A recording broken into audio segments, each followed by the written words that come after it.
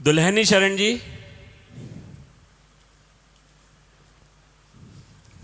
जय जय कोटि कोटि प्रणाम। जी। महाराज जी, समाज की एक विकट समस्या की ओर मैं आपका ध्यान दिलाना चाहता हूँ। जी। आजकल का युवा शराब और ड्रग्स के नशे की तरफ बहुत तेजी से आकर्षित हो रहा है जी। और नशे का गुलाम होता जा रहा है। जी। और इस नशे की लत को पूरा करने के लिए वो किसी हद तक भी गुजर जाता है, कोई भी अपराध कर जाता है। अपने नशे की लत को पूरा करने के लिए हत्या, लूट जैसे अपराध कर जाता जी, है। जी। और आंकड़े ये बताते हैं कि 90% अपराध, हत्या, लूट और बलात्कार, उस समय अपराधी नशे में पाया गया। जी। तो इसलिए आपसे प्रार्थना है, कुछ ऐसा मार्गदर्शन करें कि समाज से ये कुरीति खत्म हो जाए। जी। जब तक कोई चाहेगा नहीं कि हम नशा मुक्त हो, तब तक हमारी सामर्थ्य, क्या किसी की सामर्थ्य नहीं है कि किसी को नशा मुक्त किया जा सके। जब कोई ये चाह ले कि मैं बुरी जगह फंस गया, अब मैं निकलना चाहता हूँ, तो भगवान कोई न कोई रूप रख करके उसे निकाल देते हैं। हम नशा क्यों करते हैं, इस पर दृष्टि डालें। पहले हम नशा करते हैं आनंद के लिए। हमें एक भ्रम हो गया है कि भांग में, गांजा में, तंबाकू में, चिलम में और शराब में, ड्रग्स में, इसमें एक आनंद है। ऐसे प्रलोभन से हमारी बुद्धि ने हमको किसी भी नशे से जोड़ दिया, और जब हम उस नशा को करते हैं तो हमारी बुद्धि होती है शिथिल, और हम उस शिथिल और उन्मत्तता को आनंद समझ लेते हैं। धीरे धीरे हम उस शिथिलता और उन्मत्तता का ऐसा प्रभाव पड़ता है, इतने आसक्त हो जाते हैं कि हम उसके बिना जी नहीं सकते। और वो उस प्रमत्ता में, उस उन्मत्ता में, उस प्रमाद स्थिति में वो बड़े बड़े दुराचार प्रवृत्तियों से भी युक्त हो जाता है। उसका शरीर ऐसे ऐसे रोगों से ग्रसित हो जाता। अभी कुछ ही दिन पहले एक अपने हैं, शायद यहाँ बैठी हूँ, उनके पति शराब पीते थे, उनका लीवर खराब हो गया। हर उपाय करने पर भी वो अभी कुछ दिन हुए उनका शरीर छूट गया। वो वृंदावन में ही है। तो अब हम क्या करते हैं कि हम आनंद के लोभ से नशा करते हो, नशा हमारा सर्वनाश कर देता है।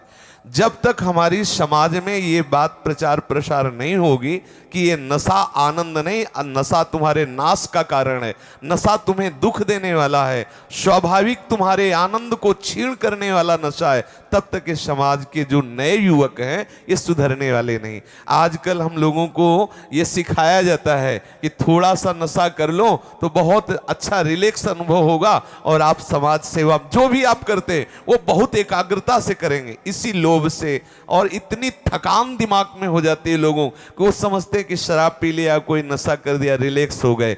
जब तक भगवान की शरण में नहीं होंगे, जब तक शास्त्रों का स्वाध्याय नहीं होगा, जब तक वो किसी संत महात्मा की आज्ञा के अनुसार नहीं चलेंगे, तब तक सच्चे आनंद का परिचय नहीं होगा। सच्चे आनंद का जब तक परिचय नहीं होगा तो ये झूठी बातें कभी नहीं छूटने वाली। इसीलिए लोग गंदी आदतों में फंसे। मुख्य उनका लक्ष्य है आनंद। आप देख लीजिए, कोई भी नशा को बोले चलो आज फुर्सत में शराब पिया, आनंद के लिए ना, लेकिन वो क्या शराब उनको आनंद देने वाली है? क्या ये नशे आनंद देने वाले? पर अज्ञान के कारण वो ऐसा करते। जब तक उनको सत्संग नहीं मिलेगा और जब तक वो स्वयं नहीं छोड़ना चाहेंगे, हम ये जानते हैं कि हम ये कर रहे हैं लेकिन बुरा है, इसे छोड़ना चाहता हूं, तो उपाय है। जब वो उसे छोड़ना ही नहीं चाहता, उसे गुण मान लिया है कि ये हमारे आनंदित होने का, हमारे विश्राम का, हमारे रिलैक्स होने का उपाय है, तो कोई नहीं छुड़ा सकता है। इसलिए हमें लगता है कि पहले उनको सत्संग मिलना चाहिए, वो इस बात को समझें कि मैं गलत आचरणों में हूं, मुझे छोड़ना चाहिए गलत आचरण, फिर वो छोड़ सकते हैं। पक्का समझ लीजिए, हर नशा आनंद के लिए करते हैं और वो नशा उनके आनंद का नाश करने वाला है। आनंद तो सच्चिदानंद प्रभु के चरणों में है। जब तक प्रभु के चरणों का आश्रय नहीं लेंगे तब तक ये बात सुधरने वाली नहीं है। चाहे कसम खा के देख लो, एक कसम खाओगे एक विषय की तो दूसरा रास्ता निकल आएगा, दूसरे व्यसन का आश्रय ले लेंगे। जब आनंद मिलेगा प्रभु की तरफ तो फिर उनका मन शांत हो जाएगा। निज सुख बिन मन होई कि थीरा। इसलिए हमें लगता है कि जो अपने समाज के लोग हैं इनको शास्त्रों का स्वाध्याय करना चाहिए, सत्संग करना चाहिए और अपने बुजुर्गों की आज्ञा का पालन करना चाहिए। व्यसनों से दूर रहें, नाम जप करें तो बुद्धि शुद्ध हो तो भले सुधार हो जाए, नहीं तो हमारी आपकी कोई बात सुनने वाला नहीं है। अगर ज्यादा कहोगे तो पिट ऊपर से जाओगे। हाँ, वो मानने वाले नहीं है, क्योंकि उनके अंदर ये धारणा बैठ गई है कि रिलैक्स होने के लिए, आनंदित होने के लिए ये व्यसन जरूरी है। जी।